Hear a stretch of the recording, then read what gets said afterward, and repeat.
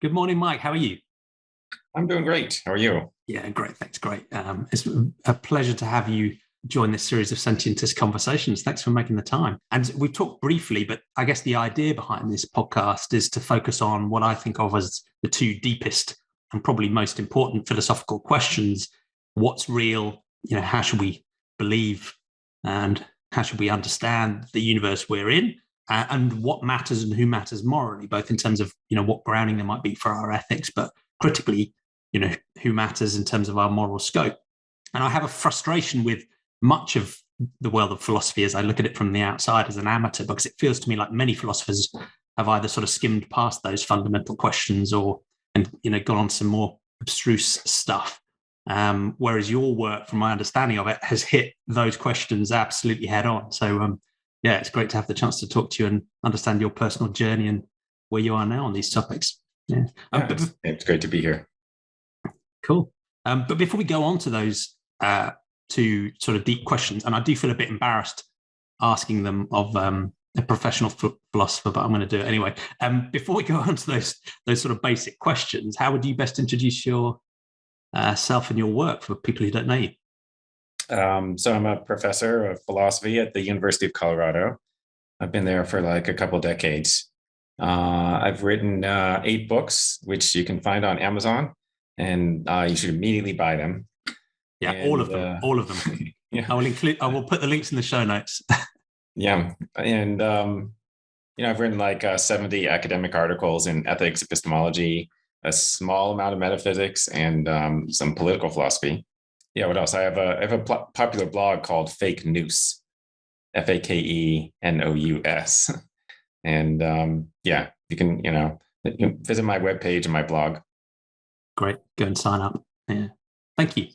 So let's get on to those two deep questions. The first one being, what's real? And for many of my guests, that's a story about, I guess, originally whether they grew up in a family and a society that was maybe more supernatural in its ways of thinking, religious, spiritual, and so on, or one that was more naturalistic, agnostic, atheistic, scientifically minded, even through their childhood, and how that side of their philosophy, the epistemology and so on, has changed over time, if it has. So you can wind the clock back as far as you like, because obviously it's something you've done plenty of deep philosophical work on in recent times, but it'd be good to know sort of where you came from and how you got to where you are now as well. Yeah, I guess so. I have a completely secular background. I was never religious. There's a story about when I was a young child, and I don't know how old, but it was probably like maybe 5 or something. When apparently, like, I'm in my father's office in the waiting room because they didn't have a babysitter or whatever, so they left me in the waiting room. Yeah. And like I'm reading this book of Bible stories, which they just had left on the table. And some patient comes in and sees me reading the Bible stories and thinks, "Oh, that's so nice. The kid is learning about the Bible, whatever." And then I go up to that lady and I say, "This is stupid." I asked people where God came from, and they said, "He created himself." That's stupid. I don't believe in God. And then I sat back down and kept reading. So out of all of my 84 guests so far, I think you might have the cleanest and earliest commitment to the sort of maybe an extreme agnostic or an atheist stance I've heard so far. So yeah, I mean, I used to call myself an atheist. Now I call myself an agnostic. So I don't know if there's a creator of the universe. I'm not agnostic about the major religions. Like, I think all the major religions are false. They just strike me as incredibly implausible. And also, like, the things that occur in the Bible and the other famous religious texts are just so obviously the sort of thing that a primitive human would write, and obviously not the sort of thing that a superhuman being would write. Like, totally obsessed with sex, totally obsessed with like different tribes of humans and like which is their preferred tribe or something. If I created a universe containing like 100 billion galaxies and all this stuff, and that and 14 billion years had passed since I did that, I don't think I would be obsessed with this particular tribe of humans. Yeah. and like who was having sex with whom and whatever. But anyway, Yeah. so It's a strange perspective to take for a supernatural, perfect, all-seeing, all-knowing being, isn't it? Yeah. And I think if you do a psychological analysis of the deities that are described in most of the holy books, I think you come up with some pretty disturbing diagnoses as well, in terms of, paranoia, vindictiveness, narcissism. So yeah, yeah, yeah. I mean, like the like God in traditional religions doesn't even seem like a decent person, let alone the greatest possible. Like he seems like a horrible monster. Like, like if he was a human, we would have to lock him in jail for yeah. life. Seems that way. And with many of my guests, there's been I guess two driving factors as they've moved away from a religious worldview. You never had one, but you clearly engaged with it and sort of rejected it at the age of 5. And for some people it is, and for me it was a mix. For me it was partly evidence, reason, the facts don't stack up. It's just implausible. I see almost as much evidence in most of the religious books as I might do in the Lord of the Rings or Harry Potter. But there was also, and again, you've hinted at it already, a sort of ethics and morality angle where you're going, okay, this is being put forward as really a perfect moral system, but there are many things within it that even from my sort of intuitive or simple-minded human perspective seem deeply immoral. So, there's something going wrong there. So was it a mix of both of those things that when you engaged with it, you were sort of pushed away, or more one than the other? Or Yeah, I mean, I was never really I was never inclined towards religion to begin with, so like it's hard to say, if anything pushed me away. But so like somewhat later, like around college, I started to find some of the scary things that are in the Bible. I now have a page on my website called Scary Bible Quotes, which at least at one time when I looked several years ago, it was the top non-inspirational Bible quotes page. Like when I did a Google search, right? Because like if you search on Bible quotes, like most of them are inspirational Bible quotes. But anyway, that's quite an honor to have that ranking. Yeah. But yeah, I didn't know all the stuff that was in the Bible because I didn't go to Sunday school or whatever. But then I started seeing some of the stuff, and there's like stuff about how the Israelites are supposed to treat the people who are living in the promised land. And they're just like, completely destroy them, kill the men, women, and children. Let's just like, destroy everything that's alive. Not even just the people, just like everything alive, just destroy. And then these passages about like when you have to stone people to death, like you have to stone the gay people to death, and like somebody commits adultery, capital crime, stone them to death. There's just like all of this. There's all this stoning people to death if you disrespect your parents. So pretty brutal, and it's not just the Old Testament either, is it? So. Yeah. I mean, the Old Testament is much worse. Actually, I mean, the New Testament seems pretty inconsistent, right? If you look at the Sermon on the Mount, it just seems like he's directly contradicting the Old Testament, and and almost like he thinks that he's making it okay by referring to the stuff in the Old Testament, like you've heard P, but I tell you not P. Like I tell you the exact opposite. Like okay, and anyway. Yeah, strange. Now, we spend quite a lot of time in this section talking about religion because it obviously is one of the central examples of, this choice between maybe a naturalistic way of believing or a supernatural way of believing. Although even that has some nuances because, there are many religious people who reject naturalism. They say, look, I just have faith. I don't need the evidence. The evidence is almost irrelevant for me. But there are many religious people who say, oh, no, the evidence is there. And, it is a naturalistic commitment from my reading of the Bible that leads me to X. So we could, we might argue with the quality of that evidence, but there's some nuances. But religion isn't the only domain where we can think about naturalism, supernaturalism, and so on. Are there any other parts of your life, as I guess you've grown up and developed your thinking, where you've been tempted to other areas that are sort of maybe beyond a sort of scientific naturalistic worldview, whether it's Eastern religions or spirituality or other sort of aspects? Yeah, I mean, I was saying how I disbelieve all the major religions, right? Yeah. I don't just not believe them, I disbelieve them. But the reason why I said I was agnostic is that doesn't mean that there's not a creator. Yeah. Right. It's like, human beings predictably said a lot of ridiculous stuff about the creator, but there could still be a creator. Yeah. And the only reason that I have for saying that is basically the fine tuning argument, which I learned about early in my career. And most of the responses to it, I think, are just fallacies, right? They're just like errors in reasoning. So that still holds some weight in your mind as keeps the credence open. Like the only explanations I know of are that are not fallacious or whatever, confused, are, intelligent design and multiverse.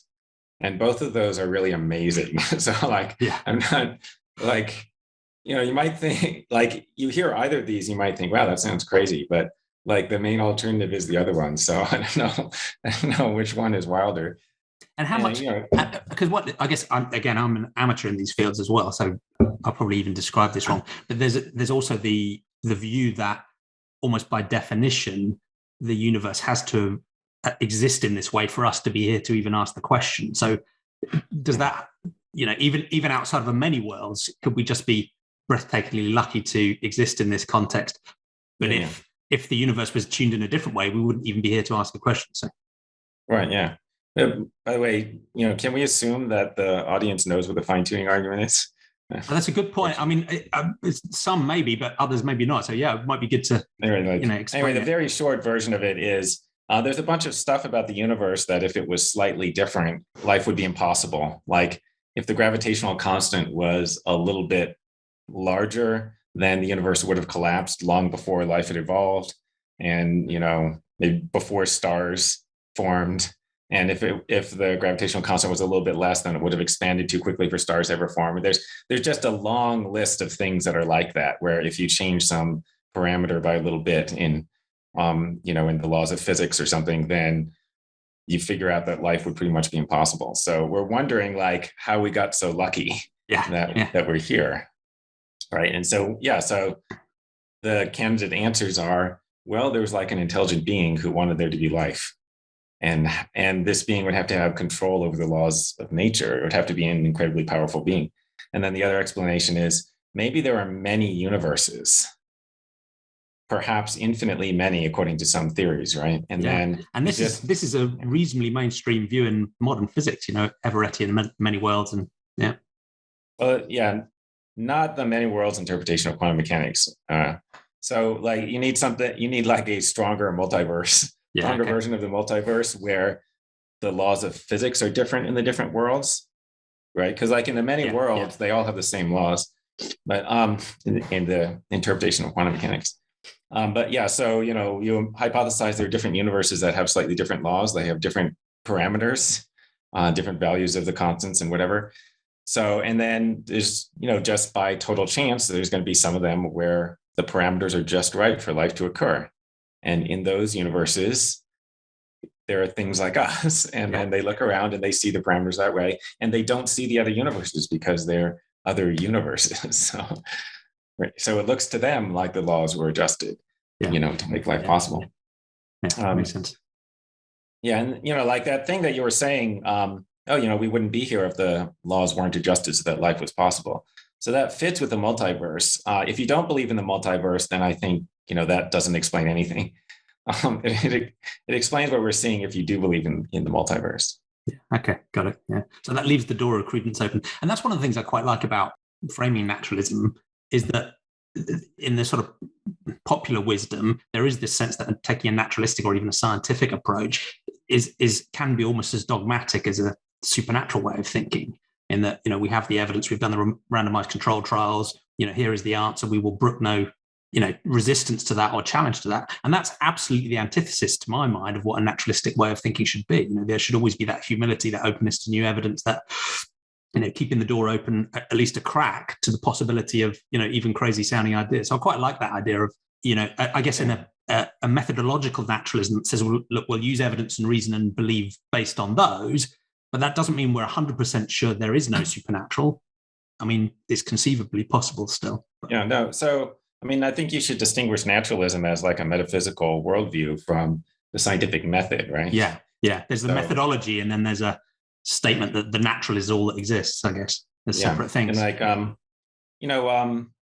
oh, so there could be an intelligent designer. Like, I don't know why. So that's not a naturalistic view, I guess, because the designer would be supernatural. Or, I mean, I don't even really know what supernatural means, but if you could like change the laws of physics, then I guess that's supernatural. So it's not naturalistic, but I don't think it's unscientific per se. Like there could be evidence for it. We could look at the evidence and try to judge it objectively. And I share that.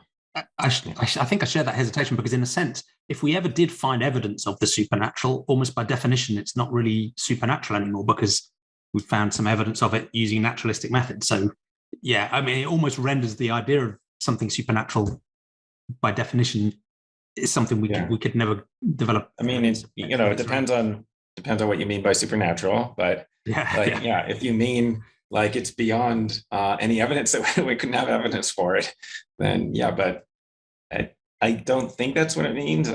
But like it's hard to say what it means. Like it means beyond the natural, greater than nature, or something like that. I don't know.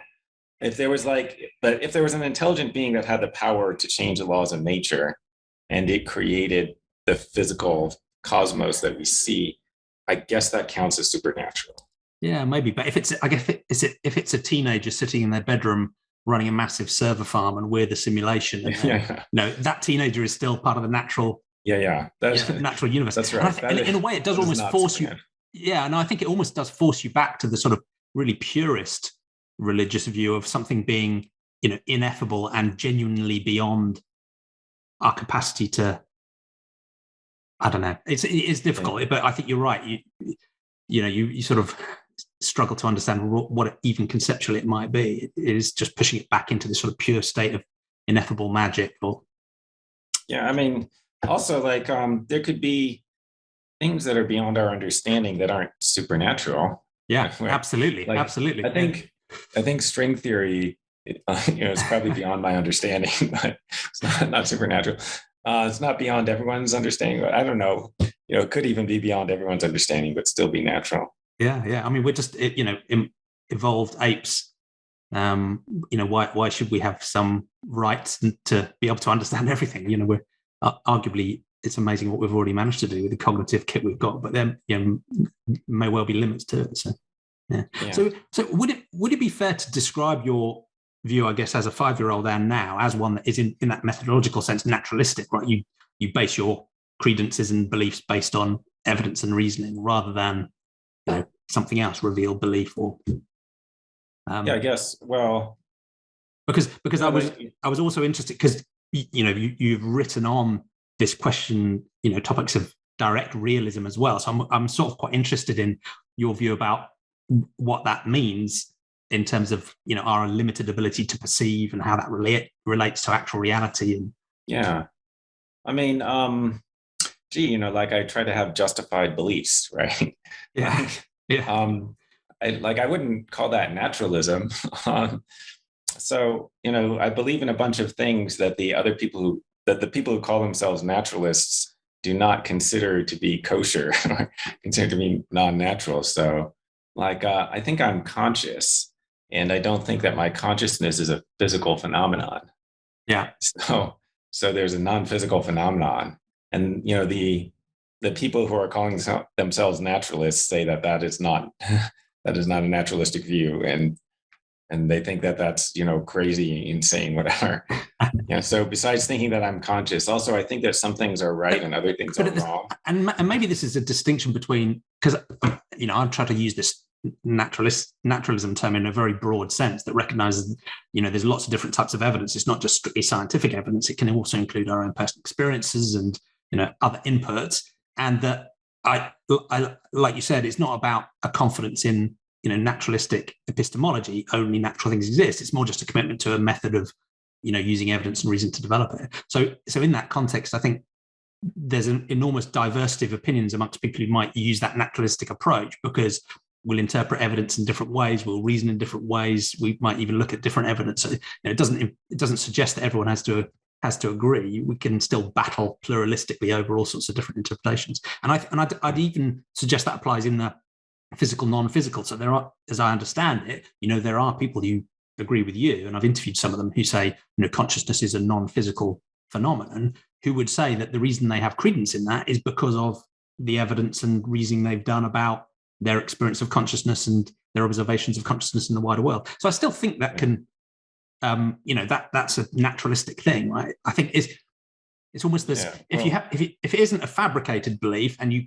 can explain how it's based on some evidence and reasoning, and you're willing to have that evidence challenged and willing to reason, then it's still a naturalistic method, I guess. But I wonder if you're defining naturalism in a trivializing way, like in a way that makes it trivial. I'm making it so broad that it's right. Because so you should form beliefs based on evidence and reason.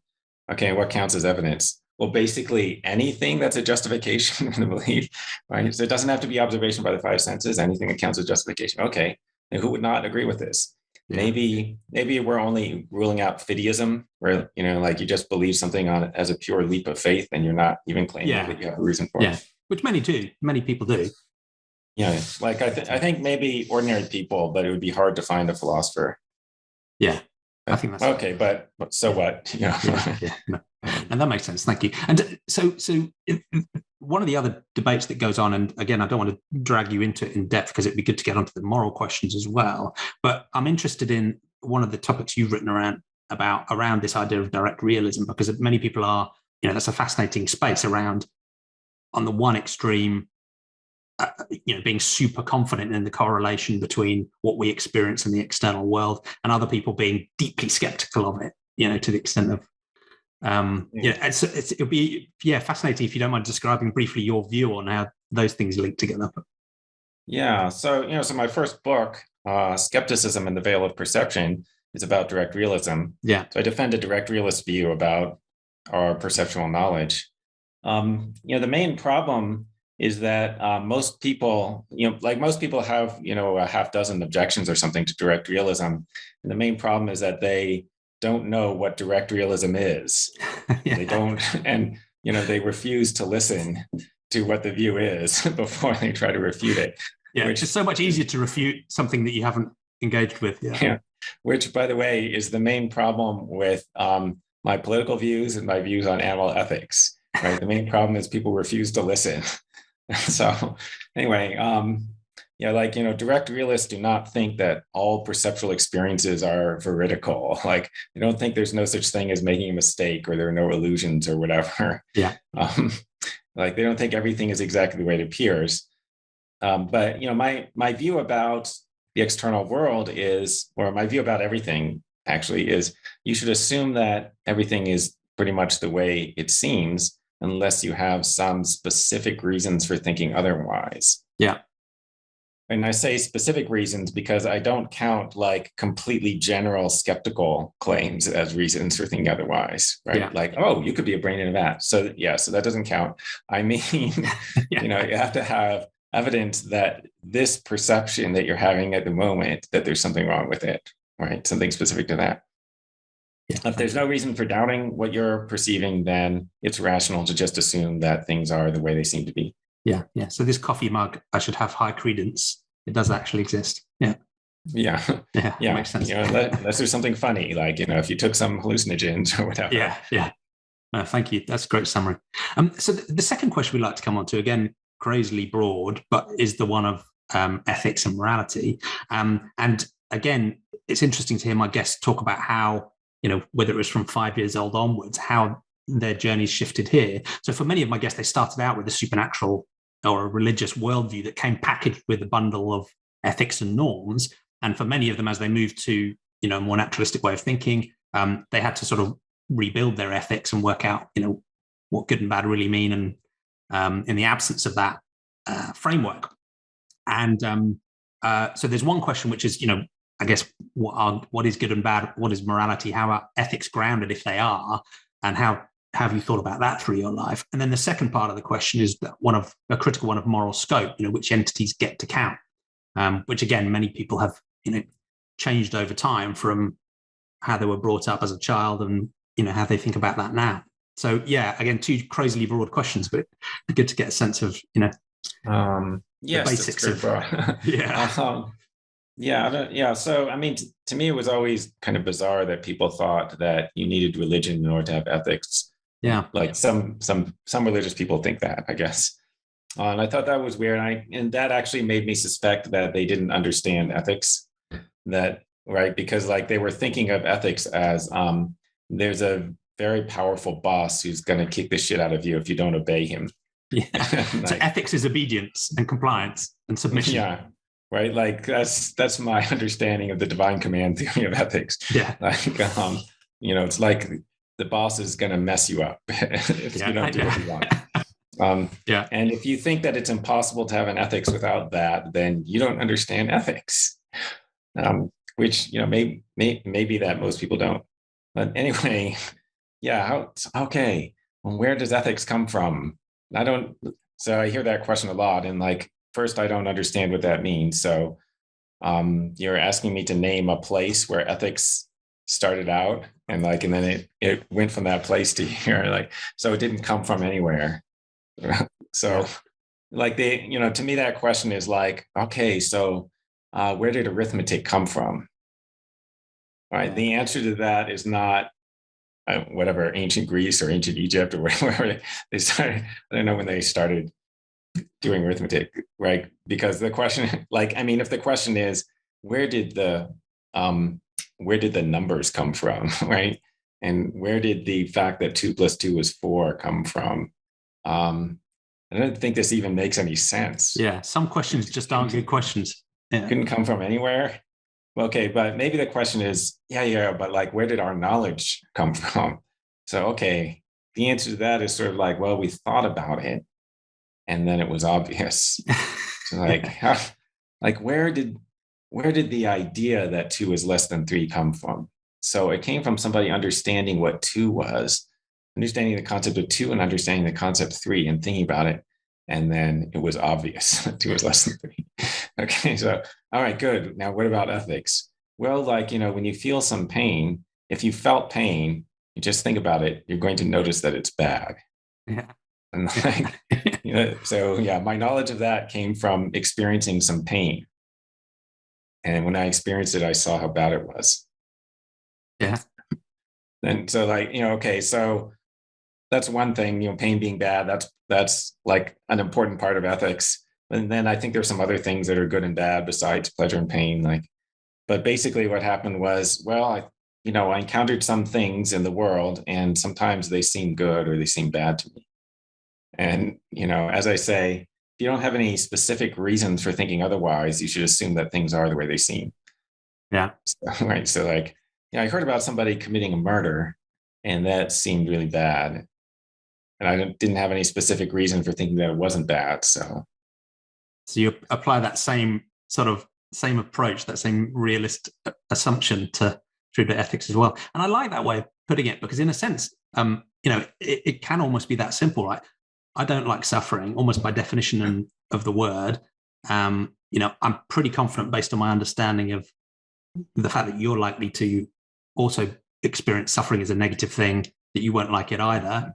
And morality likes it. Yeah, and morality by is, definition. And morality is really just, or ethics is just the choice to care about that in a way. It's almost built into the definitions of the way we frame these words in the same way as the meanings of 2 and 3 almost definitionally explain how one is less than the other.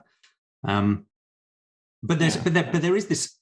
Some people I think are worried about drawing that link from a sentient being experiencing something positively or negatively as a valence, and drawing the link to ethics and morality. And I don't know whether it's the sort of the people overplaying the Hume is or gap or whatever it is, right? But to me, that gap seems less relevant than many people think, because I think me experiencing suffering just is is fact about the world, and I'm quite comfortable taking that into the world of ethics without feeling like I've crossed some unjumpable chasm or broken some rules. I mean, the gap is supposed to be between such and such is painful and such is bad. Oh, okay, you're suffering, but how can you tell that that's bad? Yeah, who's to say suffering is a bad thing? Well, let me stick a fork in your hand. Yeah. So I mean, and when you say this, it's not just like it might come across as, oh, you're just dismissing the issue. And of course, the person is going to not like the fork being stuck in their hand, but how does that prove that it's bad? But no, the point is not like to just dismiss it or that the person doesn't like it. The point is when you have that experience, you're going to see the badness of it. And there's no way to communicate the badness of it other than having the experience. Like nobody can understand what the experience of suffering is if they haven't suffered, because that's kind of like the nature of, conscious experiences. But if you have experienced it, then you do understand why it's bad. Like, well, you're just like aware of the badness of it. Right? Yeah. And is that something that you think was, you intuitively felt that way since you were 4 or 5 in the same way, and and you still do now, and now you've written about it and formalized and so on, or was it something else that shifted over time? Do you think? In a way, I think I'm, following like what I thought when I was a small child.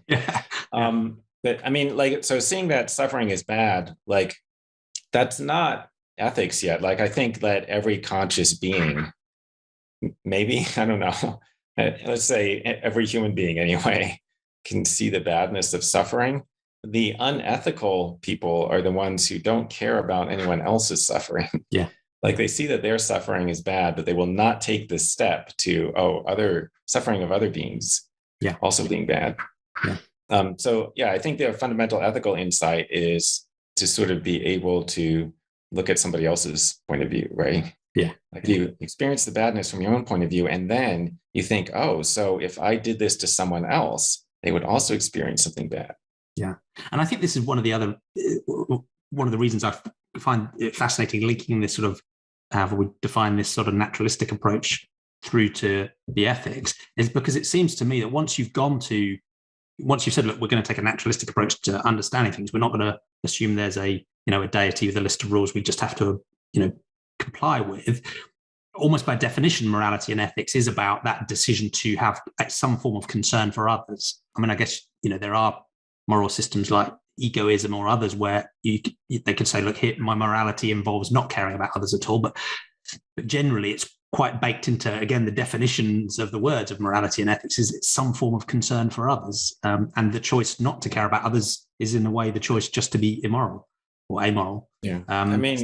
So there's a debate about whether egoism counts as an ethical theory, right? Yeah, the ethical egoists would be upset about this. They'd be like, "Of course, this is an ethical theory, right?" And like they would give a more broad definition of ethics, like just like having some views about what you should and shouldn't do, having views about what you should and shouldn't do that are not just I should do whatever I want. Like maybe that counts as ethics. I don't know what's going on with the egoists though, because I've met people who verbally endorse egoism, but they do not act like psychopaths. Yeah. It's like the solipsist who still goes on a podcast to talk about it with other people that are just figments of their imagination. Yeah. Yeah. And so, they would give an account of why they're not going around acting like psychopaths. Yeah. But I think that the account would be rationalizations. Yeah. Right. Yeah. So what it looks like to me is these people did understand how other people's interests matter, but then they got caught in a philosophical theory that told them that they're not supposed to pay attention to that. So then they started rationalizing the forms of behavior that they knew were morally right. They sort of tried to squeeze them into this philosophical theory.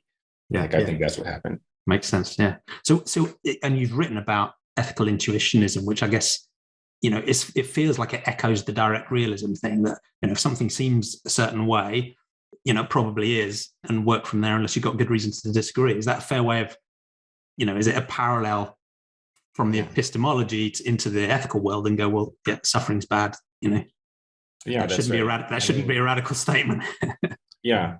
When I first started thinking about the nature of ethics, and I was thinking about ethical intuitionism, it seemed to me like the leading objections to intuitionism are really just global skeptical arguments. Yeah. But with ethics inserted instead of everything, right? But there are arguments that if you just apply them, they apply to everything and imply that nobody knows anything, right? So there's no way of checking on intuition without using other intuitions. Okay, that's true. It's also true that there's no way of checking on the 5 senses without using the 5 senses. Yeah. Or checking their reliability. You can't check on memory without using memory. You can't check on reason without using reason. What else do we have? Yeah. There's the problem of disagreement. It seems like, well, there's a lot of disagreements about a lot of things. There's disagreements about whether God exists. Does that mean that there are no facts about whether God exists?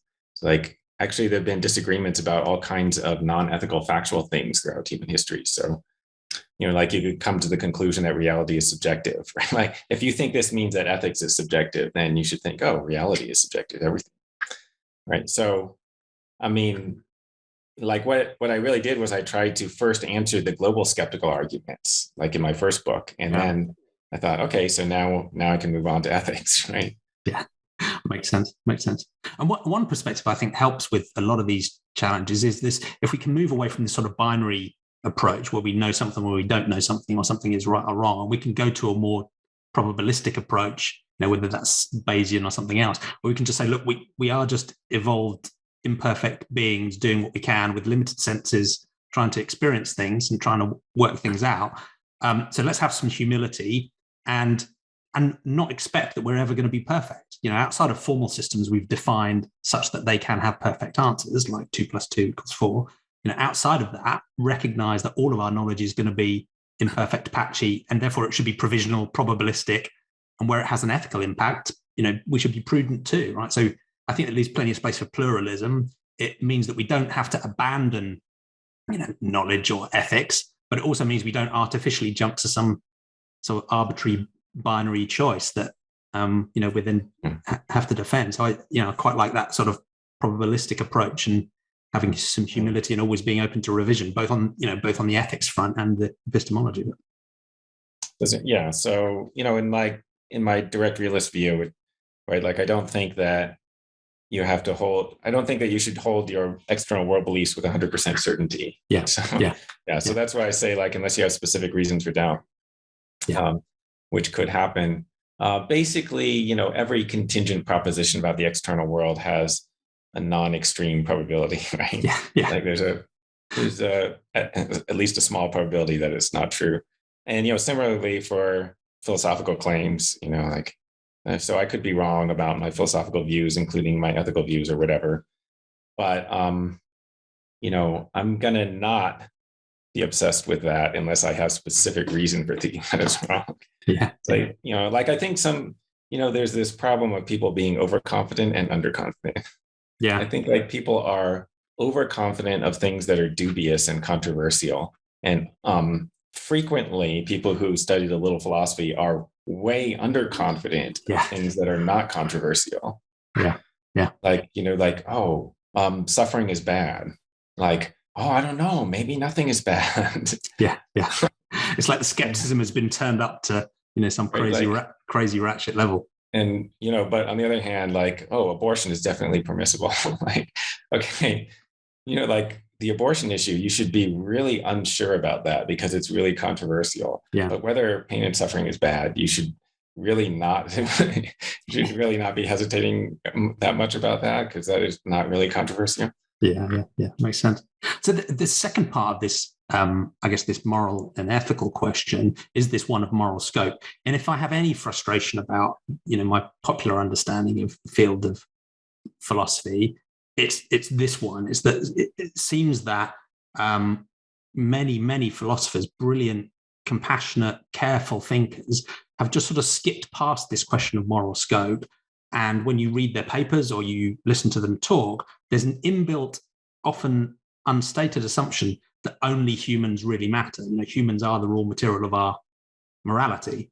And I know you don't think this way, and I certainly don't. The clue is in the name of this sentientism idea that we should go broader. But it'd be interesting to know, again, at what stage did you start thinking through questions of moral scope? Again, your 5-year-old self may have got this one right already too, but it'll be interesting to know your journey through that, and again, where you get to now in terms of assessing, out of all of the entities in the universe, which ones matter.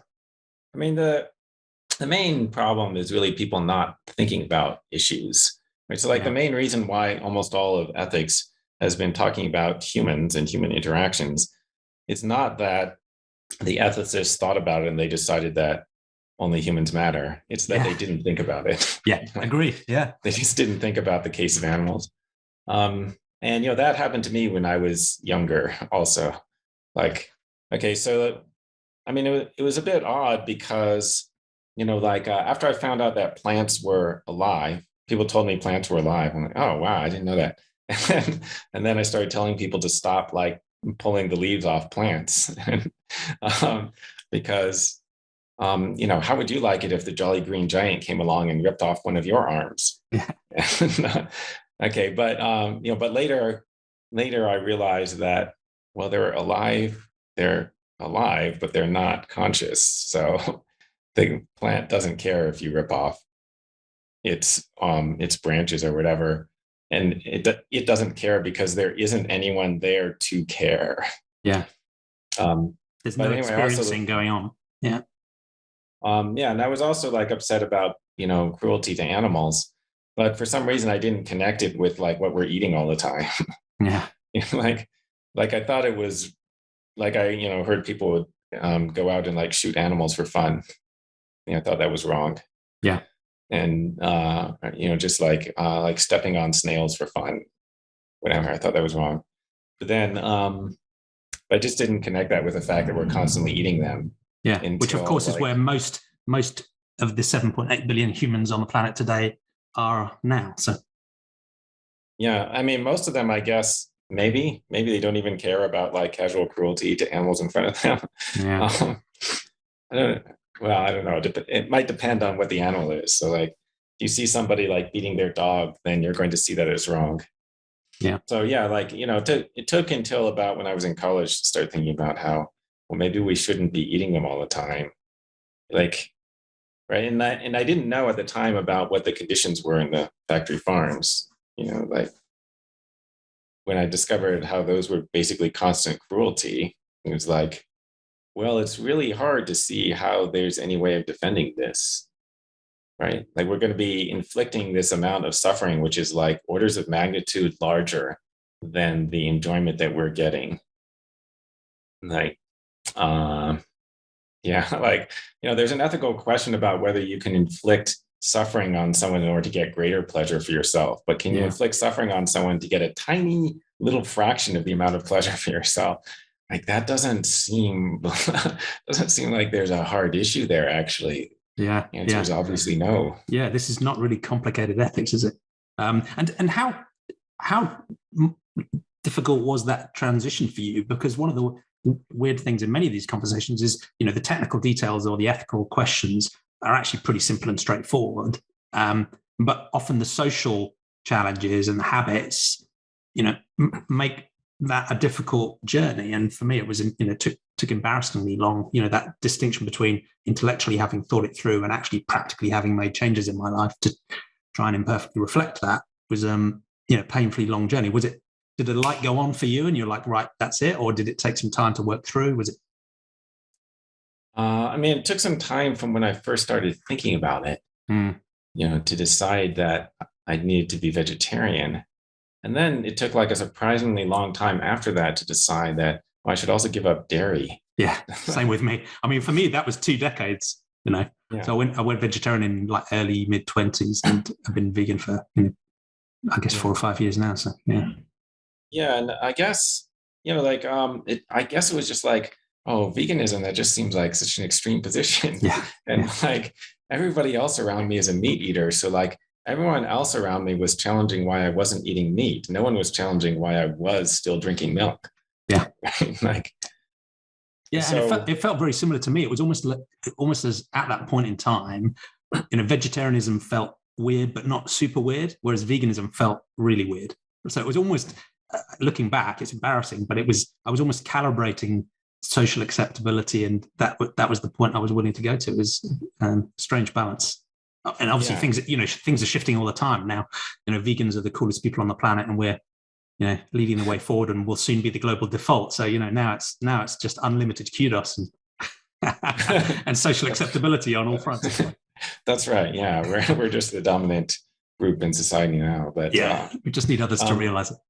No, I mean, what's actually going to happen is they're going to develop synthetic meat, and then after that happens, it's going to become over some amount of time, I don't know, is going to become cheaper than traditional, animal-based meat.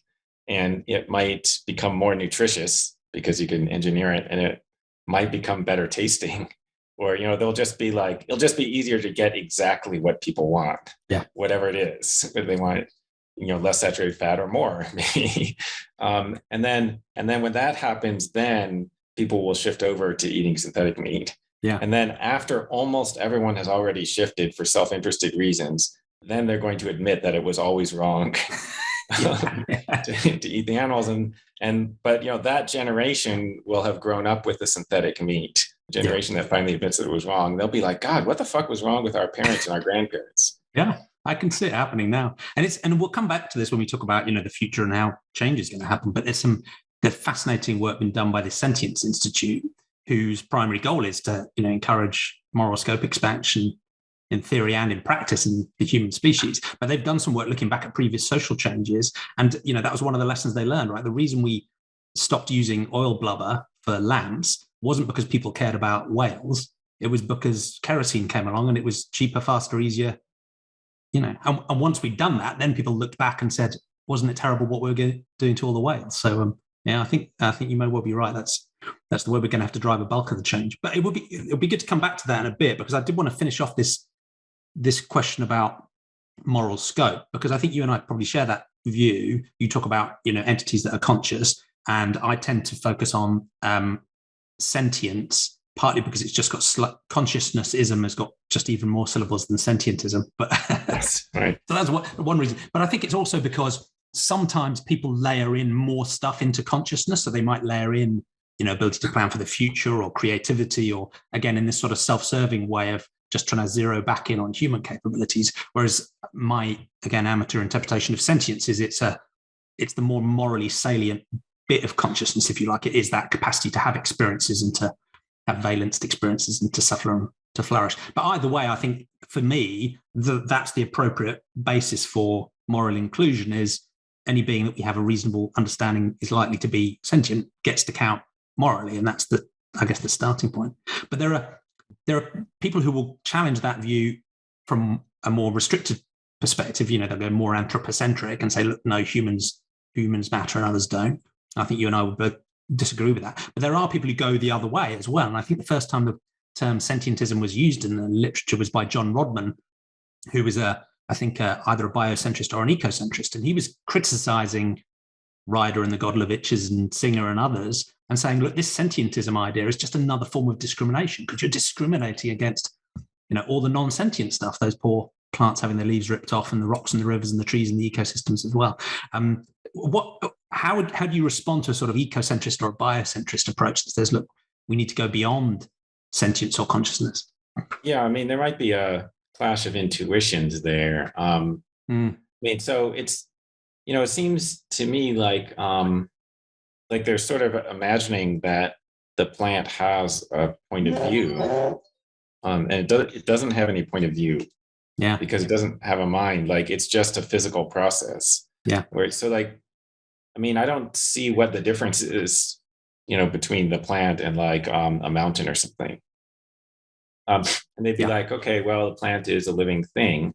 Okay. But I just sort of like don't see, right? So, okay, we can like analyze what that means. Okay. But it's basically just some complicated chemical processes, which like, like it's capable of self-replication and metabolism. And like you could describe the characteristics that are required. So like it takes in energy from the environment, and like, so it metabolizes, like takes stuff from the environment and turns it into parts of itself. And then it reproduces, and it reproduces using DNA. And so you could say some stuff that are like maybe defining characteristics of life. And I don't see why any of those things is intrinsically valuable. I'm just not seeing, No, and I share that view as well, because so I draw a fairly hard line around sentience. I think we can, of course, have an instrumental concern for the environment and ecosystems and other things because of their importance to the sentient beings, but not in their own right. And my primary challenge, in a way, I don't mind if people want to go beyond, but the thing I find deeply frustrating is that most people today go beyond. They care about rocks and rivers and trees and ecosystems and Gaia and so on, while still carving out vast tranches of very obviously sentient beings from their moral consideration. And, that just makes my brain explode. They're pretending to have a super generous moral scope that includes everything. But at the same time, in a way, it's just a veneer over an anthropocentric view. Yeah.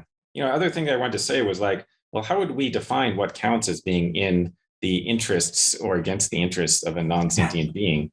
So like normally if something happens to you, it partly depends upon your preferences, whether it's good or bad. Yeah. Right. So like you could have a part of your body removed and we could judge it to be good, like if it made you happy and didn't frustrate any of your preferences and didn't frustrate anyone else's preferences or anything like that. Like if you put in enough stuff about how nobody was unhappy and everyone's desires were better satisfied or whatever, then it's good. And, it would be bad if like some desires were frustrated or somebody suffered or something like that. And then if you're just talking about insentient nature, like plants, then there's no criterion, right? Yeah. Because there are no preferences and there's no suffering or enjoyment. Yeah. Right. So, like it's not the case that just interfering with any biological functioning is bad. So like, I cut my fingernails and like I'm removing parts of my body and like killing some cells and nobody thinks that that's bad. And the reason why has reference to our mental states. Yeah. Right. So like, removing plants, removing like leaves from the plant. I don't know how we would judge whether that's good or bad if there are no preferences that are relevant. Yeah, it makes sense. And I think you can almost flip it the other way around. You can say, fine, you can grant moral consideration to that plant. You could even give it rights if you like, but none of the rights you might think of granting it are relevant to its interests or preferences. So again, it just renders the whole question, like rights are tied to preferences, right? Yeah, exactly. So if you can't suffer, then why do you need a right not to be made to suffer? Or So like, if I have a right over my computer, what that means is you can't use it unless I let you or something like that. So like, if I don't want you to use the computer, you can't use it. Yeah. Right. But if I express that it's okay with me, then you can use it. Okay. So like if the plant has rights, then what does that mean? Like you can't do the stuff against the plant's wishes, but it doesn't have any wishes. So what's going on? Like end of conversation. Count as violating or not violating the right? Yeah, no, I agree. It seems strange. So one area where this worldview I'm trying to put forward of sentientism is actually neutral is what actually is sentience or consciousness. And I think this is an area where you and I might personally differ, because you've mentioned already you think consciousness is something non-physical, and whereas I tend to, again, in a completely amateurish way, tend to just think it just is this class of information processing we happen to have evolved to be running. So I don't think there is anything beyond the physical in our consciousness. And again, in a sense, I don't think it matters ethically that much, because you and I would probably agree that whatever it is, it matters morally. And I've interviewed some people who take a more materialist approach, an illusionist approach, but I've also interviewed people who've taken a panpsychist approach of various varieties, some of whom say that, it is a different property in a materialist sense, and others who say it is something beyond the material. So there's all sorts of different ways we could go there. But yeah, it'd be interesting to know your sort of a quick summary of what your sense of what sentience and consciousness actually is.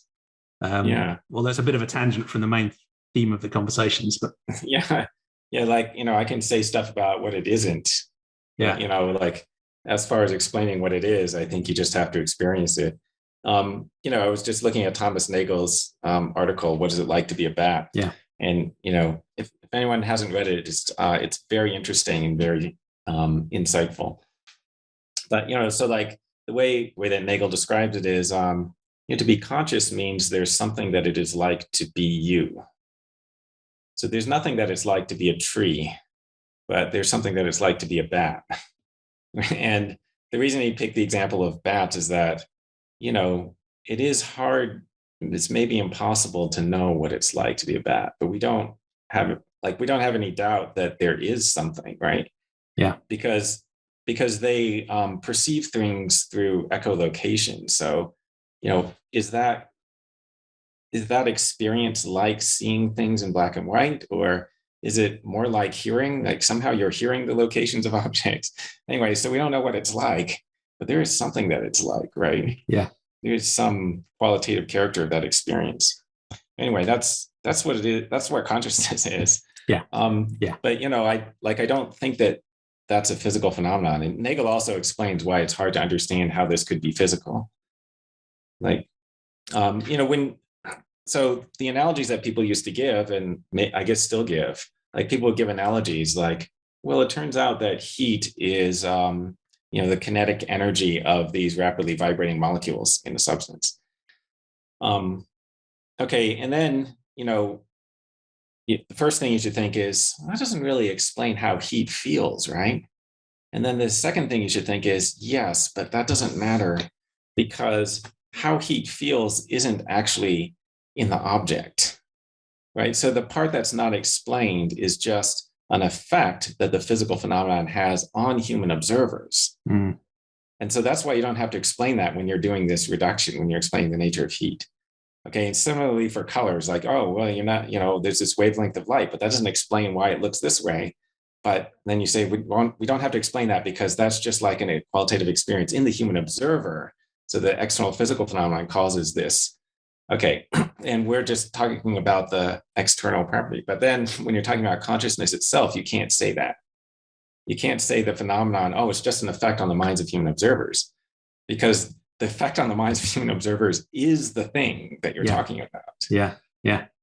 And why does that have to be a non-physical thing in your way of thinking? Because I think I'd follow you all the way through that and still say the subjective experience is just the pattern of information processing that's going on in the neurons in my mind. And well, I'm not sure why that drives you to conclude it must be non-physical. But I don't like what Nagel is saying, and what I'm saying, I don't understand how this can be physical. Yeah. Right. In a way that I think I do understand all the other cases where we figured out the underlying nature of some phenomenon that wasn't obvious. Right. So because the story that you give about how it could turn out that heat is really molecular kinetic energy, no story at all like that can be given when you explain how it turns out that consciousness is really brain processes. Right.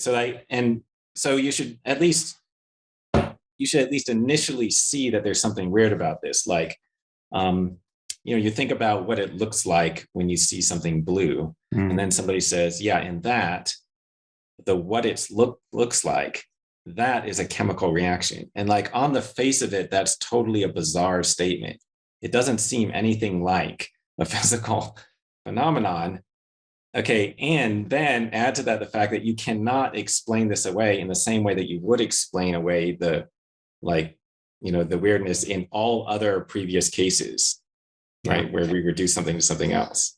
I wonder if one day we'll manage to develop a sufficiently advanced technology that can emulate what it's like to experience being a bat or to being a Mike Huemer, and maybe that will cut through it and we'll go, there's a switch I can flick where I really will know what it's like to be you. But we'll see. But it's a fascinating space. I don't have fully developed. It might require doing surgery on my brain to implant a bat-like part of the brain into mine, and then I could have the experience. Yeah. I'm one of the other things that I find fascinating is that it does seem that the plasticity of our own minds is pretty incredible when it comes to sensory input. So I'm also pretty confident that if you plugged in an echolocation capacity, some sort of sonar into our minds, that we could actually develop the capacity to use that. People have done that when they've been deprived of one particular sense, they've been able to use another to recreate it. The power to do that is pretty amazing. I'm not sure that has bearing. There's a phenomenon where some blind people apparently navigate by echolocation. Yeah, using clicks and So maybe they're at least half the way to understanding what it might be like to be a bat. We can finally work it out. So, and the other interesting link, because it almost your answer to a previous question about why doesn't the plant experience sentience or consciousness, whereas a pig or a cow or a chicken or you or I do, was that in a plant it's just a mechanical physical process.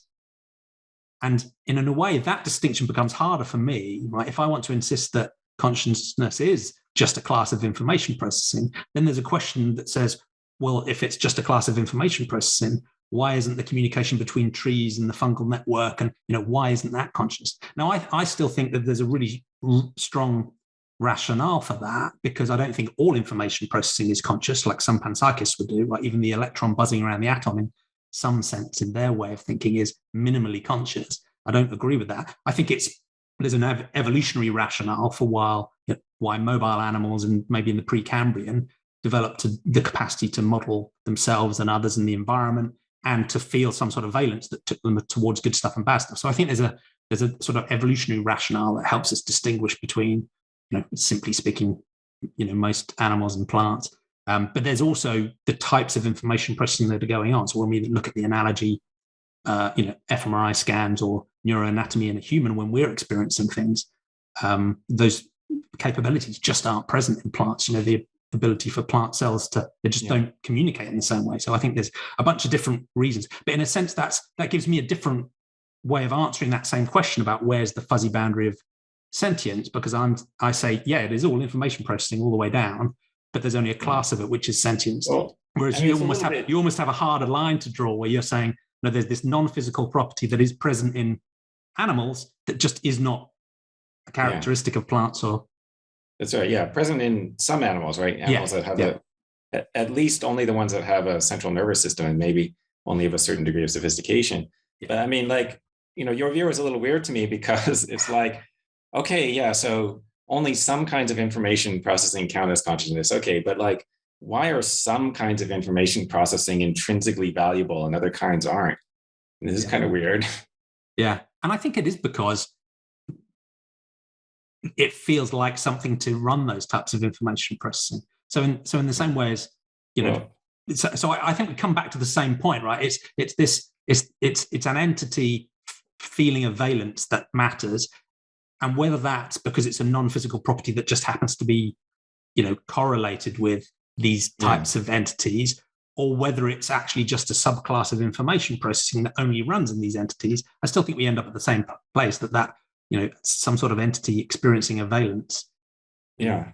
The problem is when you have this reductionist theory, you should think that the purely physical characterization or functional characterization or whatever, that's the fundamental characterization. So all this stuff about, it feels a certain way, that's not fundamental, right? And that the real meaning of that is explained by saying the stuff about information processing. So you should be able to see the goodness or the badness by just talking about the information, and not having to use these, superficial concepts about feelings and desires and whatever. Yeah. Right? I mean, and I guess I don't necessarily see it that way. I still think that I don't see why you have to go back to the fundamental to find the thing that's morally important that we're talking about, because you're going back into, quarks and subatomic physics and so on. And I'm not sure why we'd expect to see that stuff there. I think it's still appropriate to hook our ethics and morality at a different level, even if we're saying there isn't a separate thing. It is all quarks and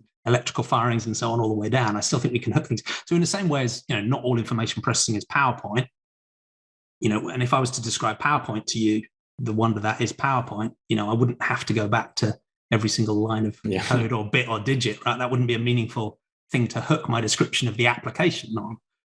I think, it's silly to draw the analogy really, but in a sense, I think that consciousness and sentience is, a type of information processing that, because it generates in the entity that's running it this sense of valence, that's why it's important, even if you can't necessarily see that valence in the detailed stuff, in the same way as you couldn't see snap to grid or, align group in, the bits and the digits running the computer. I'm not sure why it has to be in the lowest possible level. But your example about explaining PowerPoint to someone, by talking about quarks. Well, that's really that would be a practical problem. The problem is your explanation would be too complicated. Yeah. But the problem isn't that it wouldn't be right. And if you could grasp this really complicated explanation, then you would see why, why the program would be doing what it's doing. What I think is going on is that you're really sort of illicitly relying on the dualistic intuitions. Yeah. Right. Yeah. And that's why you can't eliminate the talk about the feeling, the the positive and negative valence. Like if you eliminate that, then you don't get the ethical intuitions. Yeah. And that's because you're relying on our intuitive understanding of these, which is a dualistic, Well, yeah, we think that it's not just moving around a bunch of bits of information. Yeah. So you think I'm trying to take a monist approach, but I'm relying on dualist interpretations to sort of carve out sentience as something special and ethically valuable. Well, I will have to keep thinking about it. Like I say, I'm an amateur, but I think what we can agree on is whatever sentience is, it matters. So yeah. But no, that was fascinating. Thank you. So the final question that we come on to is, how do we think about the future? And this is where we might get into changing social norms. You talked about clean meat and freeing people up to have better ethics. We might talk about political systems, when again you've written a lot on political philosophy and so on too. And maybe one way of linking them together is you've written about libertarianism and anarchism, and in a sense there's a potential competitive core value to this idea of sentience and suffering and flourishing, which is, I guess, liberty and autonomy. And how do you see those two concepts relate? Do you see liberty as being equally foundational to experiences, or operating at a different level? Oh yeah, I don't. So I don't have like a kind of overarching theory that explains all the truths of ethics. What I have is intuitions about situations. So if you think about forcing other people to do what you want, in most circumstances, it just seems like the wrong thing to do. You just shouldn't do that to people.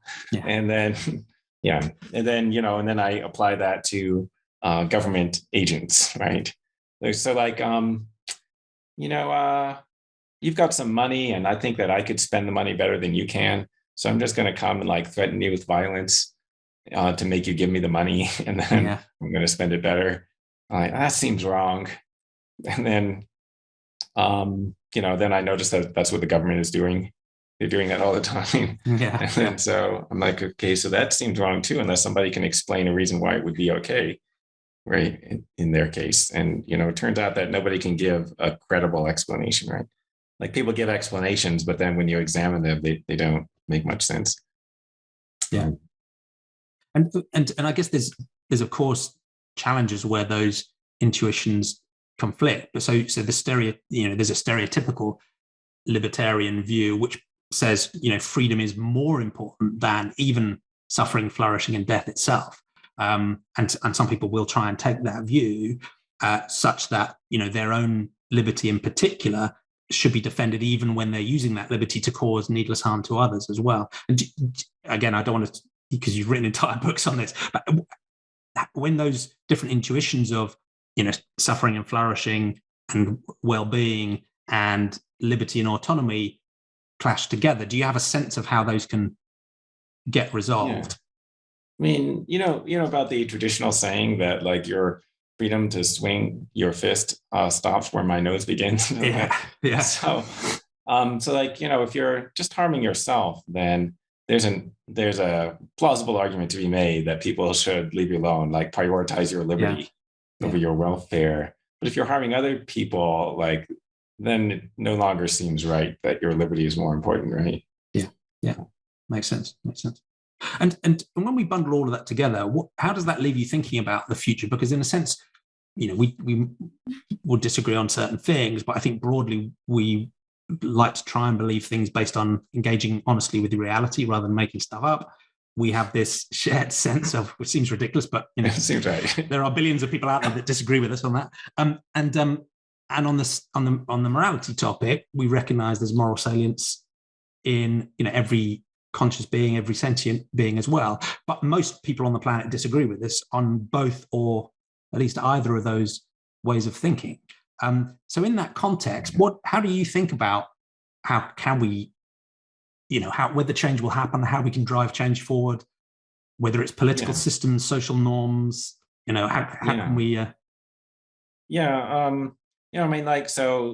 think of two areas where we want change. We want to change the government. We want it to improve, but we haven't talked about that in this conversation. But the government is, doing a lot of messed up stuff. Yeah. And then the other area is we want our treatment of non-human animals to change. My plan is I just like give philosophical arguments, and then some people get persuaded by them. Now, I don't know if this is a good plan or not. I think this only works on people who are intellectually... And vast tens of people listening to this podcast and YouTube will be immediately persuaded and go out and do better things in the world. That's right. Yeah. With my massive audience. Yeah. Dozens more have listened to me on other podcasts. Yeah. Yeah. Visit my website every day. The ripples will spread out. Yeah. So yeah, I do that. But like the majority of people are sort of like not intellectually oriented. Like they're not going to be listening to philosophy podcasts or reading philosophy books or whatever. Yeah. Then how are they going to change? Well, what's going to happen basically is that the elites are going to lead them. And so, like I suggested earlier in this conversation, like the way that we're going to stop the animal agriculture is by having alternatives that are cheaper and better. Yeah. And that, like give people what they want. Okay. And so you might think, oh, so then like philosophy is really irrelevant. Right? Because like, morality is irrelevant. People are not going to be morally motivated. Well, the majority of people are not especially morally motivated. They are more motivated by social pressure. Yeah. But I think what basically happens is like there are certain elites in society who are kind of like leading, and they kind of the elites have a big influence on what is considered socially acceptable. So like they sort of transmit social pressure down. Yeah, shift the window. Also, right. Yeah. And it's also like the reason why people are developing synthetic meat in the first place is it's like mainly prompted by ethical concerns, which were started by these, philosophers. And so, so like that's my there's a very real influence. Yes, philosophy still matters. Yeah. Yeah, that's my thought about how society will change. Yeah, makes sense. And did you want to mention briefly your thoughts about government? And what needs to be done there? Again, it's a bit of a tangent to the main thread of the conversation, but one of the things I found fascinating about this, trying to frame this sentientist idea is a very simple pluralistic platform, is the sheer variety of political views that seem to fit in. There are so many different ways people think they can make the world better for all sentient beings. So yeah, it'd be interesting to hear your perspective on the political philosophy side. Yeah, so I have a book called The Problem of Political Authority, which is basically about why nobody has political authority. No government really has authority. And like my idea about how we're going to promote this view is more people need to read my book. And but I mean, it's not just me. Like the discussion in political philosophy, like there's discussion of whether we really have an obligation to obey the law, and it looks to me like it's becoming sort of like the orthodox position that we don't. Yeah. We don't have an obligation to obey the law merely as such, right? Just not merely because it's the law. And then my thought is like maybe this idea will spread out from the philosophy world into the wider world. And like why is this good? Well, because like the idea that there's a special group of people who have this special kind of authority over everyone else, this leads to letting them get away with all kinds of bullshit that nobody else can get away with. Yeah. Like an example is, like the prosecutors prosecuting innocent people. Okay. And I don't mean by mistake. Like there are cases where they do this, where the prosecutor clearly has exculpatory evidence and they hide it so that they can win the case. And then somebody goes to jail for years, and then nothing happens to the prosecutor, right? Or like maybe he gets reprimanded by the judge. Yeah. Right. And like the most that would ever happen is that they would be fired, right? Like disbarred, so they can't work as a lawyer anymore, but they never go to jail. And if I cause somebody to be wrongfully imprisoned for many years, I am going to jail. Like, no, I'm not just going to get fired. Yeah. When banned from being a professor, I'm going to jail. And plus they could sue me for like, all my money. And you can't sue the prosecutor for any misconduct, no matter how bad it is. Yeah. Yeah. And all of this is just like, because the government sets itself up as being above everyone else. We get to do whatever we want, and like, just because we said so. I guess there's at least a couple of amateur challenges.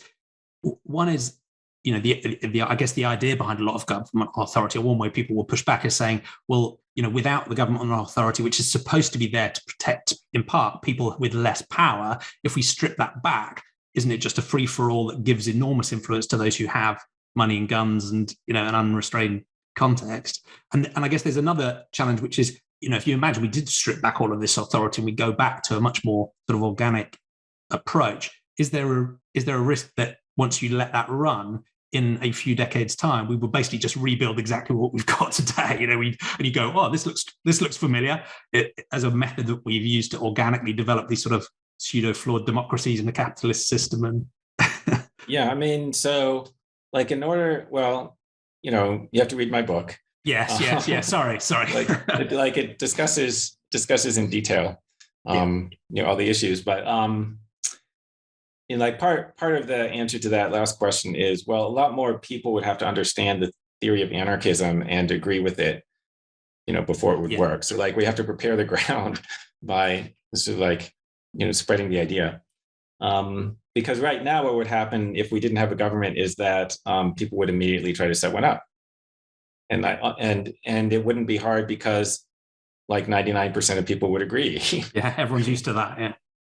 Yeah.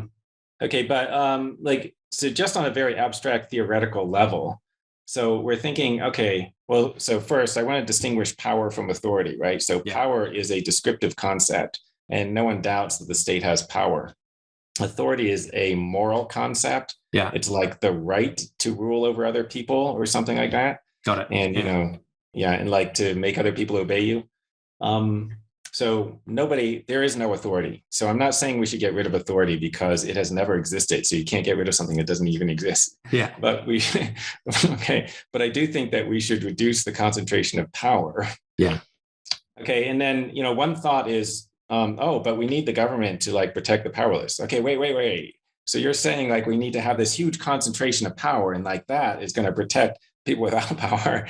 Why is that going to happen? Yeah. Won't they just use the power for themselves? Oh, okay. you misunderstand. We just elect the good guys. Yeah. And if we could easily tell who was good and who was bad, then good work. Yeah. We have a mixed history of doing that. But then you think but there's no other alternative. Right? If there's not a government, then there's still going to be some people who are more powerful than others, and then they're just going to take advantage of everyone else, right? So what's the alternative? But the alternative theoretically is competition, right? So what we have now is monopolistic concentration of power. Yeah. And then the false image that people have of anarchism is that anarchists think that it should just be no one is policing anyone. Yeah, it's like the purge all the time. Everyone just does whatever they want at any time. Yeah. Okay, neither of those is very good. But what we could have is, so to speak, multiple centers of power that are in competition with each other. And so what anarchists, or at least what the capitalist anarchists actually think, is that we should have multiple protectors, not a single protector. Yeah. And the rationale behind this is, well, it's competition with the other protection agencies that keeps you in line. Yeah. And stops you from abusing the people. Yeah. Thank you. Well, like you say, I should read your book. So everyone should immediately buy it. Yeah, exactly. And the 7 others. I always feel embarrassed asking professional philosophers such basic questions. I can almost feel them sighing and going, read the book. But it's brilliant to hear at least the sort of top level summary of your thinking. And it's been absolutely fascinating to talk to you because, like I say, I think you're one of those rare philosophers that just keeps hitting these really deep, important questions head on. What's real, what matters, and how can we make the world better? So thank you so much for doing that. And like I say, I hope everyone goes and reads your 8 books.